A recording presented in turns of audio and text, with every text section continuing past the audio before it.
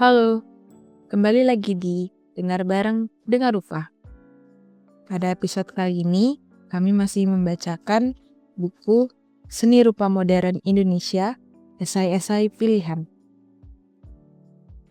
Kali ini, kami akan membacakan esai yang ditulis oleh Trisno Sumarjo berjudul Soejoyono, Bapak Seni Lukis Indonesia Baru. Bagian 1. Dalam surat kabar pedoman, tanggal 9 Juli 1949, di bawah kepala, Jogja dalam kabut pancaroba, dimuat berita dari tangan Rosihan Anwar, antara lain tentang pelukis S. Soejoyono.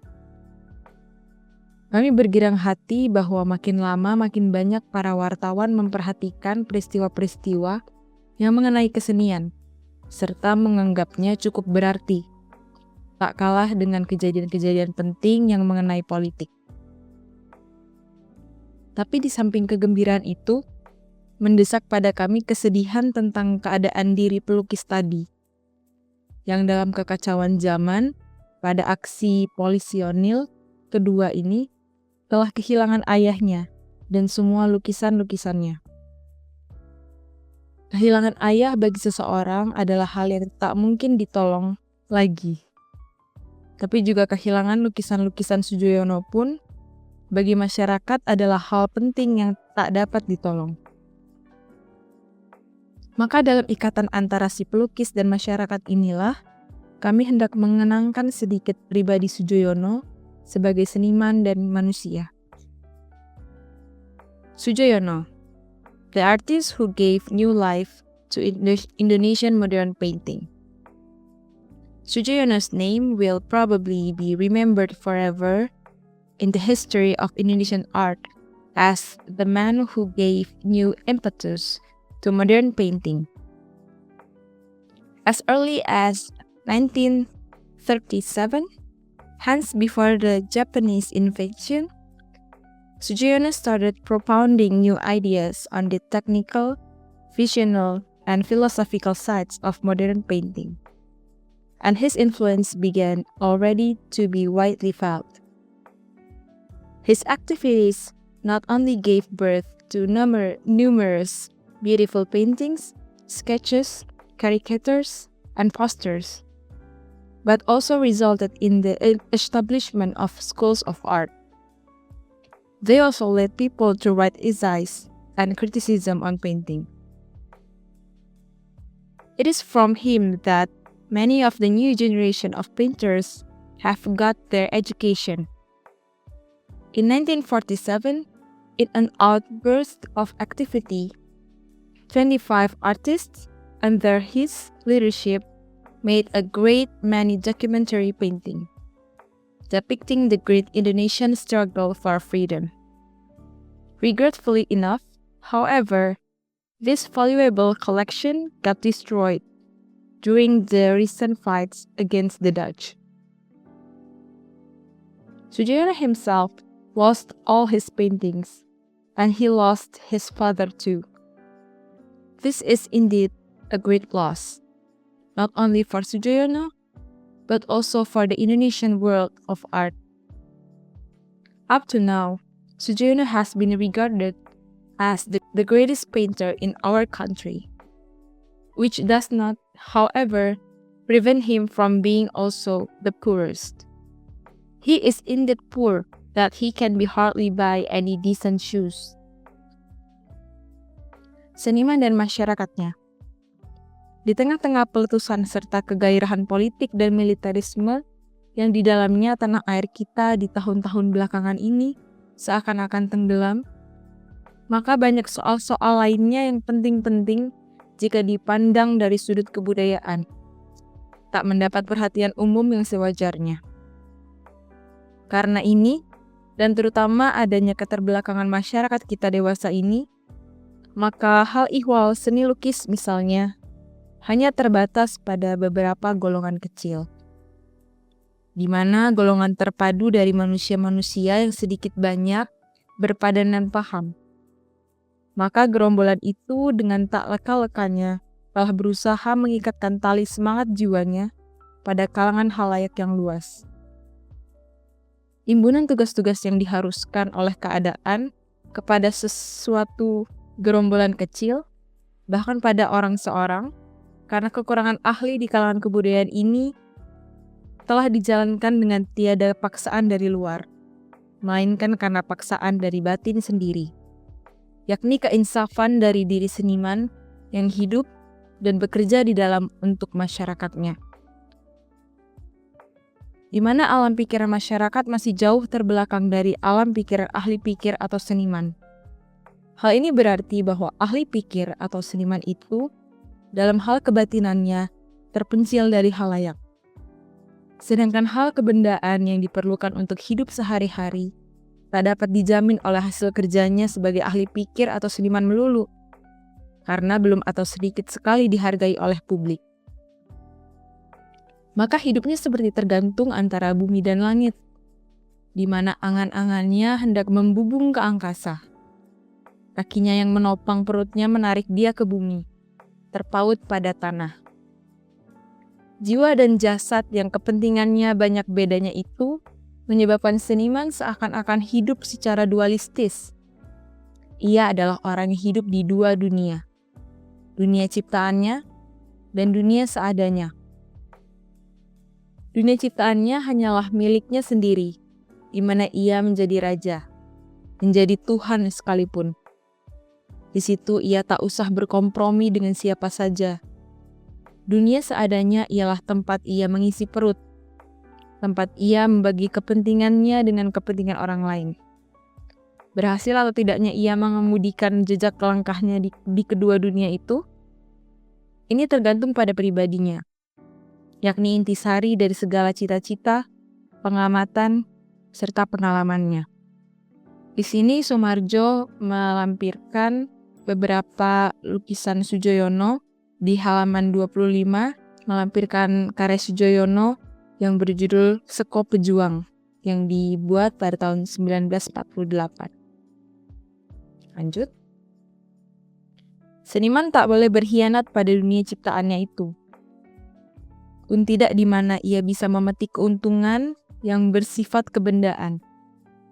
Sebab kedua dunianya bukannya semata-mata berdiri sendiri, tapi tak jarang berjalin.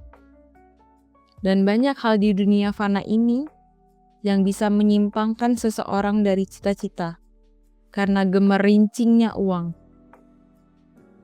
Berhasil atau tidaknya ia menyesuaikan kedua dunia itu dengan daya penciptanya sebagai modal pekerjaannya adalah menetapkan tempatnya dalam sejarah, ataupun menghilang lenyapkan dia dari situ dengan tiada berbekas, bagaikan jejak onta di gurun pasir. Bunyi Nafiri. S. Soejoyono 101. Demikianlah ia menyebut dirinya. Adalah seorang yang dengan sadar memahamkan hakikat seni pada umumnya dan seni lukis pada khususnya. Dan orang yang pertama-tama di Indonesia yang menghasilkan buah-buah seni lukis menurut teknik dan langgam baru serta visi yang sesuai dengan semangat zaman. Di waktu bangsa Indonesia tertidur dalam dekapan penjajahan, di waktu pelukis-pelukis asing yang datang di Indonesia sebagian besar berjual laga dan mengakui dirinya seniman, di waktu beberapa orang muda yang berbakat dengan ragu-ragu meraba-raba di jalan kesenian yang licin itu, jiwa Soejoyono tumbuh dan berkembang, dan tak lama kemudian menghasilkan buah-buahnya yang membuka halaman baru dalam sejarah seni lukis Indonesia. Penyelidikan para sarjana menunjukkan bahwa meskipun dari dahulu kala seni rupa Indonesia atau Hindu-Javanese Kunst banyak buah-buahnya, namun dari seni lukis, orang payah sekali mendapatkan tanda hayatnya. Dari zaman Hindu Jawa tidak ada, dan dari zaman kerajaan-kerajaan Islam tidak ada juga, yang sesungguhnya bisa dinamakan seni lukis oleh adanya larangan-larangan menggambar.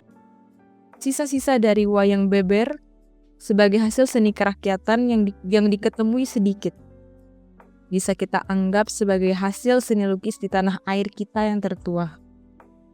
Tapi ini sudah lama merana dan tidak berdarah lagi. Pelukis Indonesia pertama yang mempergunakan teknik barat ialah Raden Saleh. Sebagai bangsawan yang cara hidupnya tidak meluas sampai ke rakyat jelata, sebagai hasil masyarakat zamannya dalam kelibut ketegangan, tekanan kolonialisme dan feodalisme, sebagai seorang terpelajar dengan didikan secara barat, dengan hanya sedikit kesadaran, hendak menjelmakan rasa nasionalitasnya ke dalam buah kerjanya. Raden Saleh tumbuh seorang diri dalam ketenangan batin yang meliputi suasana masyarakatnya. Dan meninggalnya juga seorang diri. Artinya, sebagai tokoh sebatang kara yang tiada menggerakkan semangat budi pada orang-orang lain, tiada mewariskan nilai-nilai kebatinan pada rakyat sebangsanya. Vakum di kalangan kesenian melukis ini berlangsung sampai munculnya beberapa orang yang mendirikan Persagi, Persatuan Ahli-Ahli Gambar Indonesia, di Jakarta, antaranya Soejoyono. Dalam kelesuan dan kesepian semangat dan jiwa bangsa Indonesia di zaman penjajahan itu, suara Soejoyono adalah sebagai bunyi nafiri, atau buzzing shell trompet, yang mengeluarkan suara baru, menegakkan siapa yang tadinya meringkuk untuk berdiri, serta memasang telinga batinnya. Sebab suara itu tidak hanya mengiang di telinga belaka, melainkan mendalam mengendap ke kalbu orang banyak, istimewa generasi baru. Inilah, di samping kerjanya sebagai pencipta, terutama jasa seniman tadi, karena ini berarti tak hanya mendapatkan kesadaran untuk seorang saja, tapi meratakan kesadaran kepada anasir-anasir di halayak ramai, yang memberi harapan besar akan sanggup mengembangkan kesadaran itu sebagai ramuan segar bagi kebudayaan bangsa. Sampai kemana ia berhasil, dalam garis besarnya hendak kami tinjau dalam karangan ini. Perjuangannya sebagai seniman.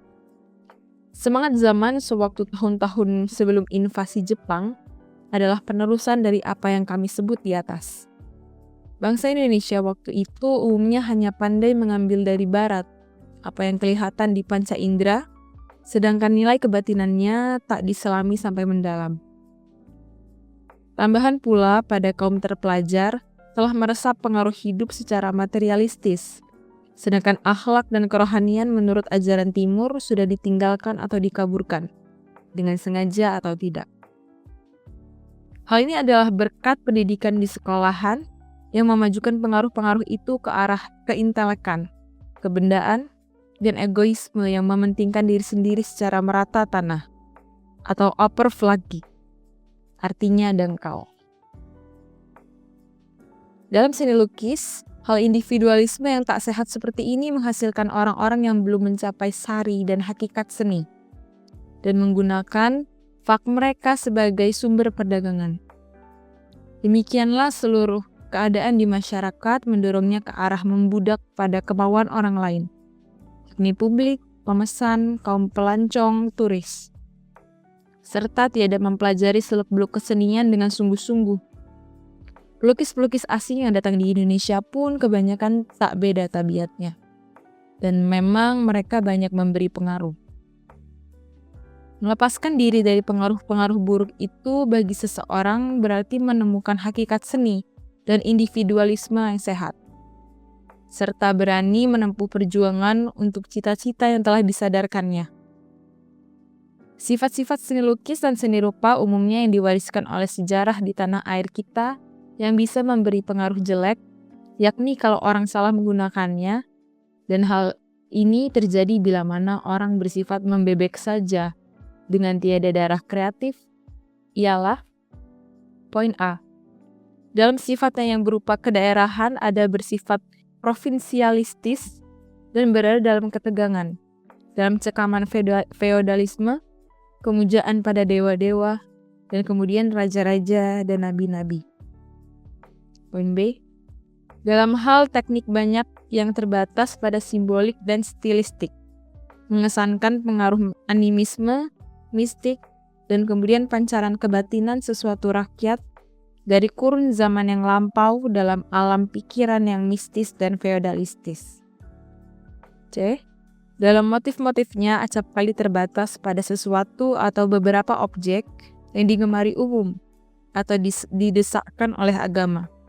Dewa-dewa, raksasa-raksasa, raja-raja, tokoh-tokoh dari Mahabharata, masjid-masjid, huruf-huruf Arab, dan lain-lain. D. Di zaman Belanda berat sekali pengaruh materialisme, borjuisme, dan kedangkalan jiwa penduduk yang mengalami kolonisasi berabad-abad. Jiwa yang suka mengekor dan tak ada daya ciptanya, yang segar dan sadar pengaruh aliran turistik seperti tersebut di atas. E. Di zaman kemerdekaan adanya semangat berteriak-teriak yang juga diajarkan oleh Jepang. Chauvinisme, bombasme, sifat tergesa-gesa dan lekas puas. Kurang paham akan arti ketabahan dan studi-studi yang mesti mendalam untuk mencapai cita-cita, serta lanjutan borjuisme. Sekali lagi, untuk menghindarkan salah paham, yang tersebut dari poin A sampai E ini adalah kami simpulkan dari pengaruh-pengaruh yang bisa berakibat jelek sebagai sifat-sifat yang nisbi atau relatif. Sifat-sifat dan pengaruh-pengaruh yang baik dan yang mutlak atau absolut tetap ada. Dan inilah yang menjadi bahan tradisi yang bagus untuk menanamkan benih dan memupuknya bagi kita selanjutnya. Adanya Borobudur misalnya, wayang-wayang dan tari-tarian, gamelan dan sebagainya. Ikut memperkuat penjiwaan manusia Indonesia baru sebagai tradisi bangsa yang berkebudayaan lama. Tapi hendaknya kita jangan menebah dada melulu atas kecakapan nenek moyang, dengan tiada menyumbangkan daya pencipta sendiri sebagai tanda kehidupan rohani. Bagi seniman sebagai seorang pembaharu, soal menghindari dan atau membersihkan diri dari pengaruh-pengaruh yang tak sehat adalah syarat mutlak dan langkah pertama. Langkah kedua ialah mengerti dan meresapkan dalam sukmanya, serta memperpadukan nilai-nilai kebatinan dari zaman yang lampau dan yang sedang berlalu, menjadi pencernaan rohani bagi pertumbuhannya di zaman sekarang. Ditambah lagi dengan cita-citanya yang tak jarang memandang jauh ke depan. Dalam hal kesemuanya ini, Soejoyono telah memenuhi janjinya pada dirinya sendiri sebagai seniman sosialistis. Dialah orang yang pertama-tama menyadarkan pembaharuan serta melaksanakannya di dunia kenyataan, baik dengan membuat lukisan-lukisannya maupun dengan memancarkannya ke dalam masyarakat. Oleh karena dapat kita namakan dia Bapak Seni Lukis Indonesia Baru. Apalagi kalau dikenangkan bahwa ia memulai pembaruan tadi di zaman Belanda. Jadi sebelum pecahnya revolusi sebagai puncak akumulasi dari kesadaran kebangsaan, maka mesti kita akui jasanya dalam hal ini. Dan dengan demikian, ia adalah suatu tokoh atau figur yang ikut membentuk sejarah. Bagian 2. Hasil-hasil kerjanya. Sebagaimana buah seni itu pancaran kebatinan pembuatnya, maka perkembangan batin Soejoyono dapat kita tangkap dari buah kerjanya. Soal kemanusiaan terpancar dari lukisannya Rahwana, Tosita dalam sekapan Rahwana. Ketuhanan atau kesadaran alam kosmis Bewusstijn dari lukisan alam, manusia di tengah padang dan pohon-pohon. Bewusstijn berarti kesadaran dalam bahasa Belanda. Kesedihan dan perasaan lengang sebatang kara dari lukisan Jalan Lempeng. Kesosialan dan humanisme pula dari lukisan anak-anak Sunter. Ejekan terhadap nafsu rendah insani dari lukisan Cap Gomeh. Kasih sayang yang mengendap dalam kenangan dari lukisan di depan kelambu terbuka. Kesadaran keindahan yang terselip dalam barang-barang kecil dan remeh dari lukisan pemandangan. Rasa berontak terhadap penjajahan Jepang dari lukisan Suasana. Rasa asmara berahi dari lukisan Sayang Kita Bukan Anjing. Rasa kegembiraan hidup dalam lingkungan keluarga bercampur dengan rasa mistis serta kebangunan bangsanya dari lukisan Nyekar. Suatu sintesa dari perasaan-perasaan deras manusia sebagai pejuang dan perasa. Rasa kebangsaan dan kepercayaan pada diri sendiri dari lukisan teman-teman revolusi dan lukisan Lihatlah Mata Kami, dan banyak lukisan-lukisan lainnya. Banyak dari diantaranya sudah dikenal umum, hingga tak usah kami bahas lebih dalam lagi di sini. Dengan jelas kami bisa menarik kesimpulan bahwa ada keleluasaan pikiran dan perasaan sebagaimana dikehendaki dari seniman sejati. Waktu berdiam di Prambanan dalam tahun 1948, dibuatnya lukisan-lukisannya yang baru, kalau tidak salah ada kurang lebih 10 buah, yang belum pernah disetelengkan.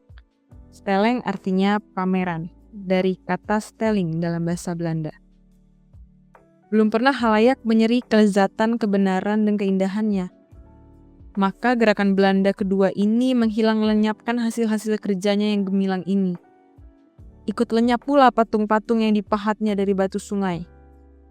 Salah satu patung adalah potret istrinya dengan gaya tipis Sudjojono. Tipis berasal dari kata tipis dalam bahasa Belanda yang artinya khas. Suatu perpaduan antara gaya baru dan klasik timur, hampir-hampir menyerupai arca dari Mesir klasik. Belum sempat kami mempelajari hasil-hasilnya itu secara saksama, karena hanya melihatnya di pondoknya selagi dalam perjalanan. Tapi bahwa dengan hilangnya lukisan-lukisan dan patung-patung itu, tak ragu-ragu kami mengatakan bahwa kebudayaan Indonesia kehilangan berat. Tak ragu-ragu pula kepercayaan kami bahwa Sudjojono akan menghasilkan lainnya lagi, sebab daya penciptanya tak berkurang. Tapi soal kehilangan ini bagi seorang seniman adalah seperti ibu yang kehilangan anaknya, yang dilahirkan berkat bercucurnya darah hayat dengan jerih payah. Sebagai seniman dan sebagai sosialis yang mengejar cita-cita untuk berdirinya masyarakat baru, Sudjojono telah mendirikan mahzab-mahzab, school dalam artian Schilder School. Artinya, aliran dan mahzab seni lukis dalam bahasa Belanda. Masa persagi di Jakarta dan kemudian tahun 1946 di Madiun, dan tahun 1947 di Solo dalam lingkungan seniman Indonesia Muda atau disingkat SIM. Di mana sebagai bapak seni lukis ia menanam dan menyuburkan benih para pelukis angkatan muda yang berbakat. Sanggar-sanggar bersama, sanggar atau atelier yang didirikan kronologis di Jakarta, Madiun, dan Solo itu boleh disebut mahzab. Meskipun Sudjojono sendiri barangkali tak setuju dengan istilah ini. Dan itu dapat kami pahamkan. Sebab memang di situ murid belajar menggambar atau memperdalam bakatnya. Tapi tidak ada paksaan padanya untuk menurut sesuatu tema atau ajaran dogmatis. Tak ada keharusan untuk menurut hukum-hukum menggambar seperti hukum bayangan dan sebagainya. Dan yang terpenting, tak ada kehendak dari si pemimpin supaya mereka menjadi Sudjojono kecil-kecilan. Bahkan dianjurkannya supaya kemurnian serta kepribadian mereka masing-masing mesti berkembang menurut jalan yang fitri atau naturlich. Sehingga tugas pemimpin berpusat pada soal memberi pengertian tentang kesenian dan mendidik supaya bisa menghasilkan buah seni secara bebas dan menurut kemurnian jiwanya masing-masing. Jelaslah bahwa Sudjojono adalah musuh akademisme, cara belajar yang dogmatis. Keyakinannya bahwa rakyat Indonesia banyak bakatnya, apalagi yang masih tulen, memperspektif, mencampur cat, pemakaian warna, memperkuat pendiriannya itu. Jelas pula di sini wataknya sebagai nasionalis dan sosialis yang konsekuen. Banyak pelukis-pelukis senior dan junior berkumpul kerja di sanggar-sanggar itu. Dan istimewa di Solo tahun 1947, dalam arus semangat kebangsaan berkembanglah banyak bakat-bakat. Ratusan kegiatan dari 25 orang pelukis sewaktu membuat 65 lukisan dokumentasi perjuangan yang besar-besar formatnya yang distelengkan di Jogja tahun 1947, jarang ada bandingannya di sejarah kesenian Indonesia. Sebagai pejuang dalam arus kebangsaan dibikinnya juga banyak poster-poster dan karikatur-karikatur untuk badan-badan, majalah-majalah dan surat kabar. Kebanyakannya dengan gratis. Perlu kami kemukakan juga bahwa poster-poster dan karikatur-karikatur itu juga berseni. Sebagai penulis esai, artikel-artikelnya telah terkumpul dalam sebuah buku berjudul Seni Lukis, Kesenian, dan Seniman. Gayanya seperti omongnya sehari-hari, tiada pakai tebeng, agresif, dan agitatoris, dan aktuil untuk waktu ditulisnya. Tapi dalam kelanjutan zaman, kami berharap tulisan-tulisan yang mendalam. Soejoyono tak suka buku kental. Buku kental dalam bahasa Belanda berarti bahasa berbau buku. Tapi sampai kemana bahasa yang dipakainya itu bercampuran dengan kata-kata daerah dan Belanda yang sebetulnya bisa diganti oleh kata-kata yang lebih dimengerti oleh orang Indonesia umumnya dan bebas dari hukum-hukum, seperti cara melukisnya itu. Dapat meningkat bahasa pengantar standard word, ini kami sanksikan. Standard word dalam bahasa Belanda berarti karya rujukan. Dia pun pernah menulis kritik-kritik tentang style-style lukisan, tapi uraian yang mengenai sampai ke pendalaman batin, pelukis-pelukisnya belum kita jumpai daripadanya. Istimewa di zaman ini kita menghendaki uraian tentang diri pribadi seniman, dan sampai kemana ia berhasil menjelmakan pribadinya dalam pekerjaannya sebagai anasir pembentuk kebudayaan baru, serta sifat-sifat yang khusus pada tiap-tiap orang dari mereka. Kun Soejoyono dalam resensinya suka menyimpang dari objeknya, hingga ikut ditulisnya hal-hal yang tak mengena kritik sebenarnya. Sebagai kristalisasi dari buah-buah pikiran Soejoyono 101 di waktu kebelakangan ini, dapat kami pandang sebuah artikelnya yang dimuat dalam tahun 1947 di majalah Le Revolutionnaire dan diterbitkan lagi tahun 1948 dengan bernama Kami Tahu Kemana Seni Lukis Indonesia Akan Kami Bawa. Karangan itu berupa pertahanan, atau lebih tepat penyerangan pada tulisan seorang Belanda di Uitzicht. Pokok-pokoknya bisa kami simpulkan dalam 3 pasal. 1. Orang Indonesia tak mengekor atau mengkopi saja dari seni lukis barat.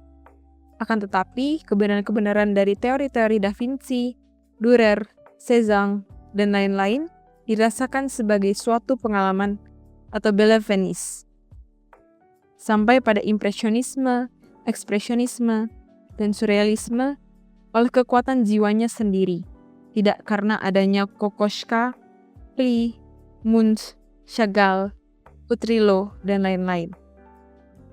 Jangan hendaknya memakai teori-teori melulu, tapi untuk mengerti seni lukis dibutuhkan pengalaman bertahun-tahun dan pengetahuan tentang penselvoering. Penselvoering dalam bahasa Belanda berarti teknik atau coretan pensil, disertai oleh rasa asli yang halus. 2. Impresionisme lahir tidak karena pemakainya tidak mampu atau capable, tapi karena konsekuensi dari lahirnya suatu ideologi baru untuk menghantam cara berpikir dan hidup di Eropa yang sudah lapuk dan tidak benar. Ekspresionisme tidak bisa ditimbul dengan tiada dipelopori oleh impresionisme. Klee, Kandinsky, dan Picasso mendapatkan filsafat mereka berkat adanya impresionisme yang dijadikan keyakinan dan beeldtenis mereka. Beeldtenis artinya pegangan dalam bahasa Belanda. Disangkalnya bahwa peradaban timur hanya bisa tumbuh dengan lot in definities with gewirke Formalichkeit die deze culturen tot gebeurtene gave Blumenmarkt. Artinya, sampai pada formalisme serba rumit halus yang oleh kebudayaan ini dibuat berkembang menjadi sumbangan yang lestari. Dan dikuatkannya penyangkalan ini dengan contoh lukisan-lukisan Tionghoa kuno. 3. Menurut penulis di Uitzicht yang mengenai kebangunan peradaban Indonesia modern ada 2 kemungkinan, yaitu mengarah kesenian yang dipimpin oleh aristokrasi atau kesenian kemasyarakatan atau komunistis, dengan mengatakan bahwa kalau bukan aristokrat yang mengemudikan, maka de waarachtige beschaving zal langzaam sterven, de kunst verloren tot nieuwe zakelijkheid of andere darme verwante richtigen. Artinya, peradaban sejati akan mati pelan-pelan. Seni itu lambat laun berubah menjadi kenyataan baru atau haluan-haluan lain yang sejenis dengan itu. Ini ditentang keras oleh Sujoyono sambil menyebut kemajuan kultural di Rusia serta pergantian-pergantian cita seni lukis di Eropa yang akhirnya selalu mengalami kejatuhan. Kesalahan di Eropa ialah sebab kekurangan pendidikan moral dan pendidikan umum serta pendidikan di kalangan kesenian sendiri. Kesudahannya diserukan oleh Sujoyono bahwa bangsa Indonesia akan menyelesaikan revolusi tidak verstandelijk, artinya bersifat intelektual dalam bahasa Belanda, tapi juga artistik. Sayang sekali dalam artikel ini kurang disebut oleh Sujoyono contoh-contoh untuk memperkuat antitesisnya secara ilmu pengetahuan, dan akhirnya juga tidak disebutnya kemana seni lukis Indonesia akan dibawanya, seperti yang tertera dalam titel karangan. Kalau kita menghargai Sujoyono yang sewajarnya, ialah sebagai pelukis, manusia, dan sosialis. Dan akhirnya sampai sekarang adalah pelukis yang terbesar di Indonesia. Sujoyono sebagai manusia. Kami tak hendak mendewa-dewakan dia. Apa yang tertera di atas adalah menurut pendapat kami yang sebenarnya. Kami pun tak buta akan cacat-cacatnya. Belum saatnya untuk menganalisa dia seluas-luasnya. Saatnya baru datang bila dia sudah mati. Sekarang kupasan demikian hanya menimbulkan sentimen yang tak sehat. Sujoyono lahir tahun 1913 di Kisaran, Sumatera, sebagai anak seorang kuli kontrak. Pendidikannya di Kwek School Lembang, Gunung Sahari School, dan Taman Guru atau Taman Siswa. Kemudian ia pernah mengajar di Taman Siswa dan di sekolahan yang dibentuknya sendiri. Kecintaannya pada menggambar dan pada rakyat nampak sudah sedari kecil. Dan ini tumbuh selalu seiringan dalam dirinya. Pendidikan dalam seni terutama diperolehnya dari Cheiyasaki, seorang pelukis Jepang. Mula-mula ia naturalistis dan impresionistis, tapi kemudian lebih kentara arahnya ke ekspresionisme dan surrealisme. Pernah ia pun insyaf bahwa isme itu hanya alat belaka dan tak penting untuk menentukan bagus tidaknya sesuatu lukisan. Akhirnya semua itu ekspresi, ujarnya. Dan akhirnya hakikat seni inilah yang menentukan baik buruknya sesuatu buah seni. Hingga kalau berhadapan dengan lukisan bagi orang yang tak buta seni, cukuplah mengatakan bagus atau tidak bagus. Kami kenal dia. Cerdas, spontan, intuitif, impulsif, dan agitatoris. Tapi mudah-mudahan diinsyafkannya bahwa zaman agitasi hanya sementara, dan kini telah lampau. Dia baik hati, namun suka menabrak orang dengan terus terang. Tapi sportivitasnya kadang-kadang kabur. Walaupun ia benci pada pose dan sikap yang dibikin-bikin, tapi teman yang disukai akan dibelanya, meskipun teman itu bersalah atau curang. Pada orang yang pernah berjasa padanya, terima kasihnya berlimpah-limpah sampai berlebih-lebih. Demikian pula pada gurunya. Di sini ia menunjukkan sifat timurnya, tapi sayang, pertimbangannya didesak oleh perasaannya yang meluap. Meskipun ia menyebut Bung Karno riah atau ichdel, dalam bahasa Belanda berarti kennis, dan ini kami setuju, tapi pada dirinya sendiri banyak keriahan. Dan baiklah ia sewaktu mengadakan koreksi diri serta memperdalam pengetahuannya tentang orang. Demikianlah sifat-sifat itu menunjukkan segi-segi wataknya sebagai orang yang baik, seniman, dan sosialis. Dan inilah yang kita hargai. Meskipun segi-segi itu banyak yang paradoksal. Demikianlah Sujoyono hidup dalam kesadaran konsekuensi. Tak hendak memperhitungkan soal-soal kebendaan dan karenanya selalu dalam kesukaran. Sungguh pun ia mengatakan bahwa tak harus ada konsekuensi. Tapi paradoks ini rupanya juga suatu konsekuensi dari seorang seniman yang hendak hidup seperti awan yang tak berbentuk. Di sini Soemarjo melampirkan karya Sujoyono berjudul Istriku yang dibuat tahun 1951. Zaman berjalan terus dan manusia dalam eksistensinya menuntut evolusi. Namun dalam zaman huru-hara dan kelaliman, Manusia seperti dia lebih banyak buruk nasibnya daripada baik. Dan seperti juga dalam hidupnya, seni lukis pun ada lawan-lawannya. Dan ada orang-orang yang tumbuh sebesar dia atau akan melebihinya. Inilah balasan dan tantangan zaman terhadap manusia yang menantangnya. Dan inilah gambaran masyarakat. Sujoyono yang duduk di los pasar, bertelanjang kaki, dan menjual sketsa pada orang-orang desa yang digambarnya agar tidak kelaparan. Akibat konsekuensinya, hidup menurut garis cita-cita, dan menurut kebebasan batin sebagai seniman merdeka, menurut hukum batin, tapi juga melanggar hukum. Konsekuensi paradoksal ataukah paradoks konsekuensi? Perjalanan hidup Sujoyono nantinya akan memberi jawaban, atau tak akan menjawab. Inilah justru isi yang real menurut semangat zaman. Tapi persangkaannya bahwa hal itu dalam seni lukis harus dicapai dengan cara yang dianjurkannya itu tak mungkin kami setujui. Dan lagi, cara mendesakkan cara melukis kepada orang lain tak dapat kita namakan demokratis.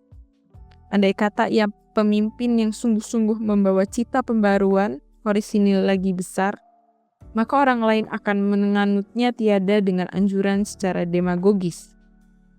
Sebagaimana ternyata dari ucapannya kepada seorang pelukis lainnya, jangan kau kira bahwa keindonesiaan tercapai dengan primitivisme, seperti yang ada dalam lukisanmu yang ini.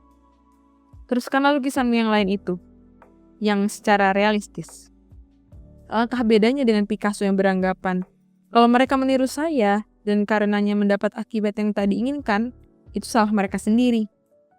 Entah apa maksud dari Sujoyono, selain dari mau mencintakan lingkungan pengaruh itu. Kami rasa ada udangnya dari balik batu. Apabila ia yakin bahwa jalan yang dipilihnya itu menuju pada cintanya, itu ipso facto. Kami hormati sebagai buah pikiran manusia yang mencari, asal tidak disertai sifat ingin kuasa atau overhearsing, yang pada hakikatnya egoistis fasistik. Kecuali itu, dari sudut perkembangan kesenian Sujoyono sendiri, mulai dulu sampai kini, ternyata yang paling kuat dalam dirinya ialah bukannya menyerah pada dunia panca indera, melainkan mempertahankan bahkan mengedepankan sampai-sampai mendesakkan sekali dunia kalbu dan jiwanya. Karenanya ia lebih condong pada surrealisme, ekspresionisme, dan realisme yang benar-benar, bukan realisme yang sengaja atau tidak berkamuflase naturalisme. Karena itu perumusannya seperti gambarlah lincak seperti lincak. Itu pun kami rasa bukan sikap hidupnya yang terutama. Dan karena itu pula, aliran yang dipropagandakannya sekarang ini tak akan bisa hidup lama. Sehingga dia sendiri juga akan berubah lagi.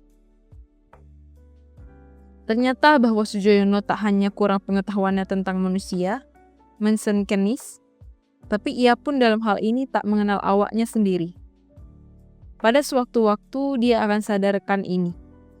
Dan dia akan mengalami bahwa citanya itu tidak berarti untuk kebudayaan Indonesia.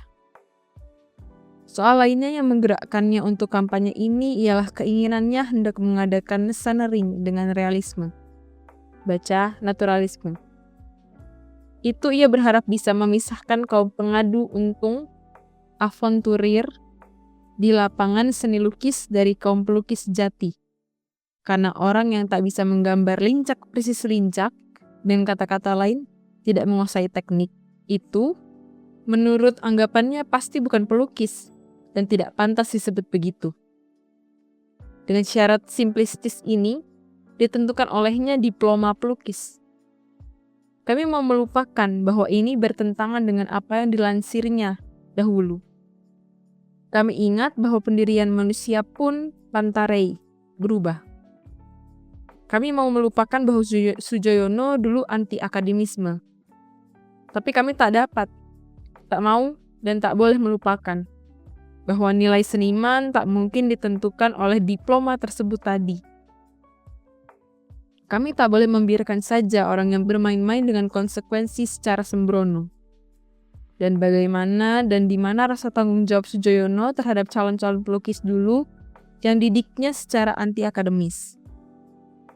Vanait Istrati menulis romannya yang gilang gemilang dalam bahasa Prancis. Dia sendiri bukan orang Prancis, dengan memakai kamus Prancis, sedangkan tekniknya pun tak menghiraukan teknik-teknik orang lain. Dan lagi, Soejoyono mestinya, apalagi sebagai pemimpin dan pendidik, tidak menitik beratkan pada sempurnanya teknik. Meskipun teknik pun kami pandang perlu. Tetapi pada soal adakah atau tidak potensi, kesanggupan, capability pada seseorang yang berusaha menjadi pelukis.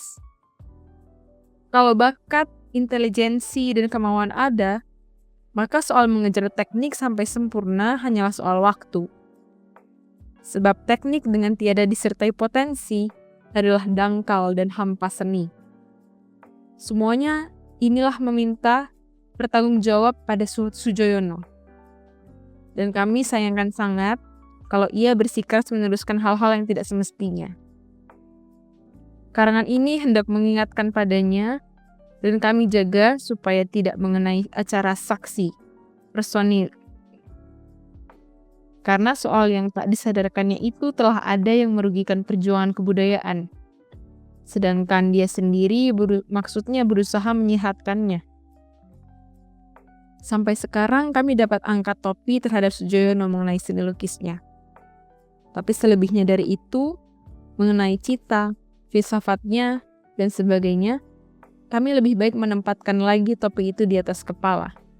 Lalu pergi ke restoran Tionghoa dengan tangan dalam saku celana, bersiul-siul menyanyikan lagu ciptaan baru. Oh boy, he's just a poor fellow. Esai ini bersumber dari Mimbar Indonesia, nomor 42, 15 Oktober 1949. Terima kasih. Lanjut ke episode selanjutnya.